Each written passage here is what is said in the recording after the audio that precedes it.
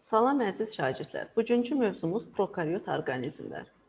Bu mövzuda biz bakteriya hüceyrəsinin quruluşu, bakteriya hüceyrələrinin formaları, bakteriya hüceyrəsinin çoxalması və bakteriya hüceyrəsinin spor əmələ gəlməsi haqqında məlumat toplayacağıq. Bakteriyalar yer üzərində yaşayan orqanizmlərin ən qədimi hesab olunur. İlk bakteriyaların təqribən 3,5-4 milyard il əvvəl meydana gəldiyi güman edilir. Bakteriyalar canlıların sadə quruluşuna nümayəndələri olub, uzun dövr ərzində demək olar ki, dəyişilməmiş qalmışlar. Əvvəlki mövzumuzdan bildiyimiz kimi, bitki, heyvan və göbələk hüceyrələrində formalaşmış nüvə olur. Belə orqanizmlər eukaryot orqanizmlər adlanır. Hüceyrəsində formalaşmış nüvəsi olmayan orqanizmlər isə prokaryotlar adlanır. Prokaryotlara bakteriyalar aiddir. Bakteriya hüceyrəsinin quruluşu ilə tanış olaq.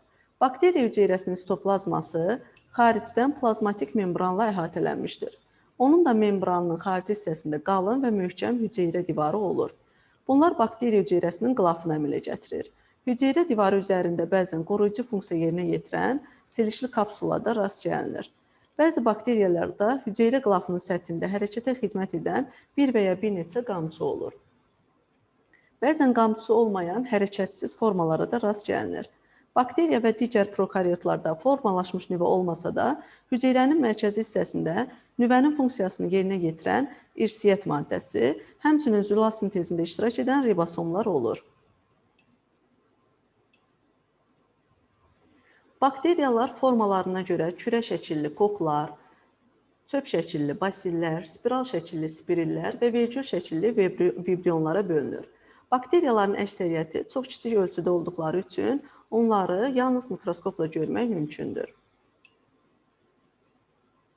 Bakteriyaların bəziləri əlverişsiz şəraitdə, yəni qida çatışmadıqda, temperatur kəskin dəyişiklikdə, quru havada qalın örtüklə örtülərək spor əmələ gətirirlər.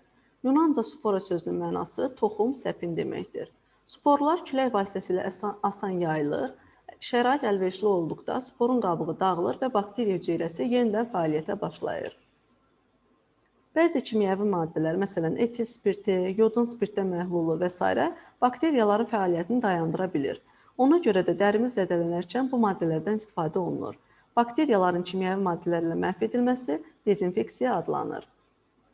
Bakteriyalar hər 20 dəqiqədən bir ikiyə bölünməklə çoxalır. Gəlin 1 saat ərzində yaranan bakteriyaların sayını hesablayaq.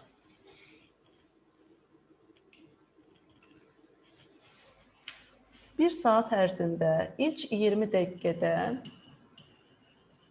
bir bakteriyadan 2 bakteriya, ikinci 20 dəqiqədə 4 bakteriya,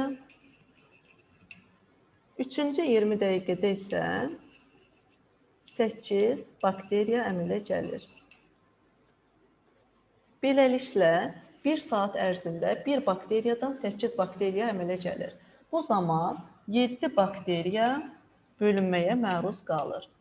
Bölünməyə məruz qalan bakteriyaların sayını sonda əmələ gələn bakteriyaların sayından, yəni 8-dən ilkin bakteriya sayını, yəni 1-i çıxmaqla da tapmaq olar. Mövzumuz bu qədər. Diqqətinizə görə təşəkkür edirəm.